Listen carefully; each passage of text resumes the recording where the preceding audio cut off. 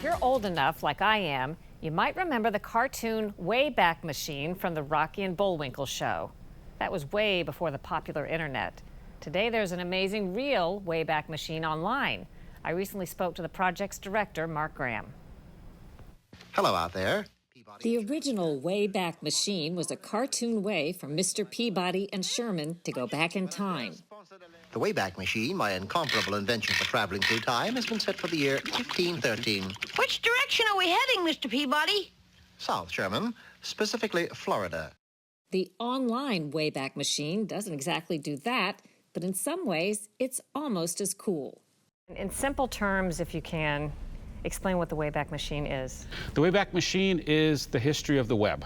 So it's a service that for the last 21 years has been backing up large chunks of the public web. Mark Graham is the director of the Wayback Machine. We caught up with him at a conference in Florida where he was extolling the virtues of archiving to a room of investigative journalists. It enables people to do what? Oh, to go back in time, to be able to look at the content associated with web pages as it's changed, as maybe those web pages have gone away. Maybe they're not available anymore on the live web. Information disappears from the live web faster than you might think. Several studies have found the average life expectancy of a web page is under 100 days. Who thought of this idea and why? So a guy named Brewster Kahle thought of it. Brewster was a pioneer of the early part of the internet. This is a tall order, but can you explain in simple terms technically how this works? Sure. Well, first of all, there's lots of computers involved. It's no longer just one computer, literally thousands of computers and lots of software that has been written and evolved over the decades now.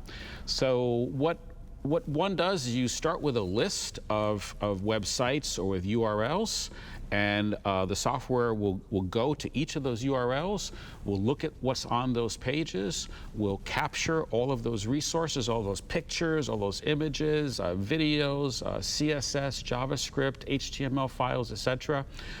It'll identify links on those pages, and then it'll go to those pages. It'll crawl like a spider to those pages, evaluate the resources on those pages, and continue on based upon whatever rules are set up. I'd like to thank you for it because I've used it quite a bit. I found it very valuable in news gathering.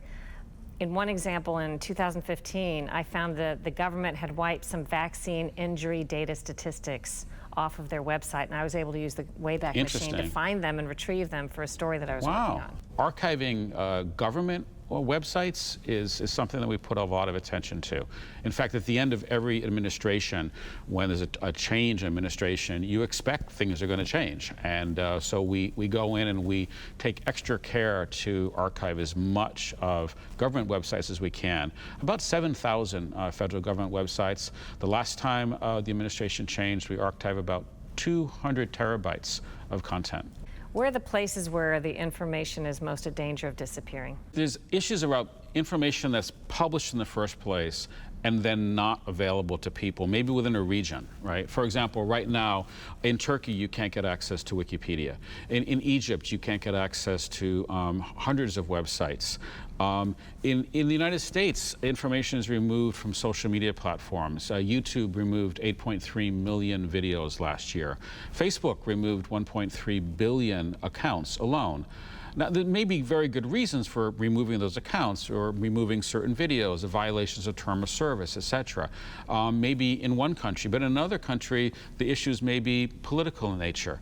It may be because a ruling party may not want an opposition party to have access to a platform for the people. If I use the Wayback Machine, it's free to me. Sure. How does it make money? How is it funded? It doesn't make money. The Wayback Machine is a service of the Internet Archive. The Internet Archive is a nonprofit. We do many things. The mission statement of the Internet Archive is universal access to all knowledge.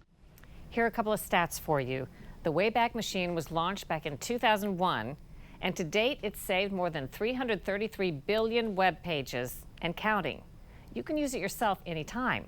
To find it, just search Wayback Machine or go straight to it at archive.org.